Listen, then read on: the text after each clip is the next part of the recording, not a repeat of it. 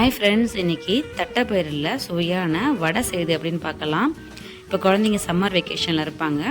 அவங்களுக்கு ஏதாவது டிஃப்ரெண்ட்டாக நம்ம செஞ்சு கொடுக்கணும் போது இந்த மாதிரி வடை ட்ரை பண்ணுங்கள். குழந்தைங்க ரொம்ப விரும்பி சாப்பிடுவாங்க. இது உளுந்த வடையோடு ரொம்ப டேஸ்டியாக இருக்கும். ஃபஸ்ட்டு நம்ம முழு பயிரை உடச்சி எடுத்துகிட்டு 4 hours வரைக்கும் நல்லா ஊற வச்சு அதுக்கப்புறமா தோலை ரிமூவ் பண்ணோம்னா நல்லா க்ளீனாக வந்துடும். இந்த அளவுக்கு நம்ம தோலை ரிமூவ் பண்ணால் போதும்.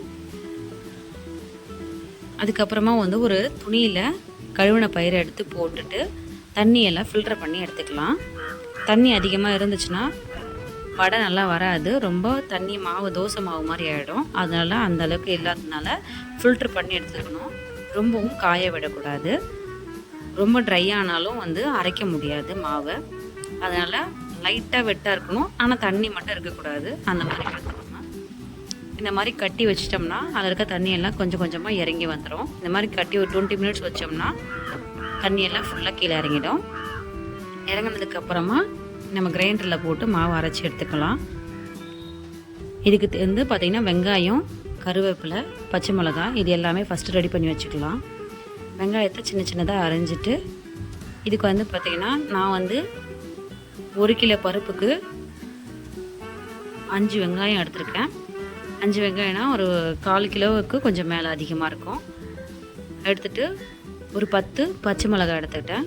கொஞ்சம் கருவேப்பிலை, அப்புறம் கொஞ்சம் சோம்பு இதெல்லாம் எடுத்துக்கலாம். தேவையான பொருள் எடுத்துக்கலாம். மாவு நீங்கள் மிக்சியில் போட்டிங்கன்னா அந்தளவுக்கு சரியாக வராது, கரைக்க முடியாது. சப்போஸ் கொஞ்சமாக செய்கிறவங்க வேணும்னா நீங்கள் மிக்சியில் ட்ரை பண்ணலாம். நான் கிரைண்டரில் தான் ட்ரை பண்ணேன். நல்லா சூப்பராக வரும். நாங்கள் எப்போவுமே இந்த மாதிரி தான் வடை செய்வோம். போட்டு மாவு நல்லா அரைச்சி எடுத்துக்கலாம். ரொம்ப பயிர் அதிகமாக முழுசாகவும் இருக்கக்கூடாது, ரொம்பவும் அரிசி மாவு மாதிரியும் அரைக்கக்கூடாது. ஒரு பதமாக குறைன்னு இருக்கிற அளவுக்கு நம்ம அரைச்சி எடுத்துக்கணும். அரைக்கும் போது கொஞ்சம் கூட தண்ணி ஊற்றக்கூடாது. ட்ரையாகவே தான் நம்ம அரைக்கணும்.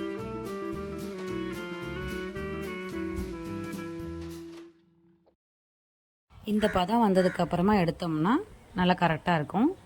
பாருங்கள், இந்த ஸ்டேஜில் மாவை அள்ளி எடுத்துக்கலாம். நான் வெள்ளை தட்டைப்பயிர் எடுத்தேன். நீங்கள் கருப்பு, சிகப்பு எந்த தட்டைப்பயிர் வேணால் எடுத்துக்கலாம். எல்லாமே சேம் டேஸ்ட்டு ஒரே மாதிரி தான் இருக்கும்.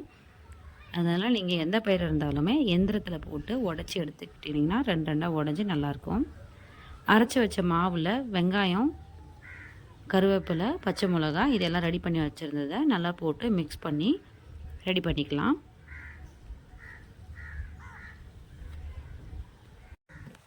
நம்ம தட்டைப்பயிறு சாம்பார் இல்லை தட்டைப்பயிறு ஸ்நாக்ஸு அந்த மாதிரி செய்கிறதுக்கு இது மாதிரி டிஃப்ரெண்ட்டாக வடை செஞ்சோம்னா ரொம்ப டேஸ்டியாக இருக்கும். மசால் வடையும் மெது வடையை விட இது கம்பேர் பண்ணும்போது ரொம்ப டேஸ்ட்டாகவும் நல்லாயிருக்கும். ரெண்டுத்துக்கும் பிட்வீன் டேஸ்ட்டில் இருக்கும். மறக்காமல் ட்ரை பண்ணுங்கள். அடுத்தது ஒரு வாழை இலையை கட் பண்ணி நமக்கு தேவையான சைஸ் அளவுக்கு நல்லா தட்டி எடுத்துகிட்டு எண்ணெய் நல்லா காஞ்சதுக்கப்புறமா போட்டு பொரித்து எடுத்துக்கலாம். இதில் ஆயிலை விட வேர்க்கடலை எண்ணெய் போட்டோம்னா ரொம்ப வாசனையாக இருக்கும். அந்த எண்ணெய் கொதித்து எண்ணெய் பபுள்ஸ்லாம் ஸ்லோவாக கம்மியானதுக்கப்புறமா எப்பவும் போல் இந்த முறுக்கு வடை செய்கிறோம் அதே மாதிரியே இதையும் நம்ம செஞ்சு எடுத்துட்டோம்னா நல்லா டேஸ்டியாக வரும்.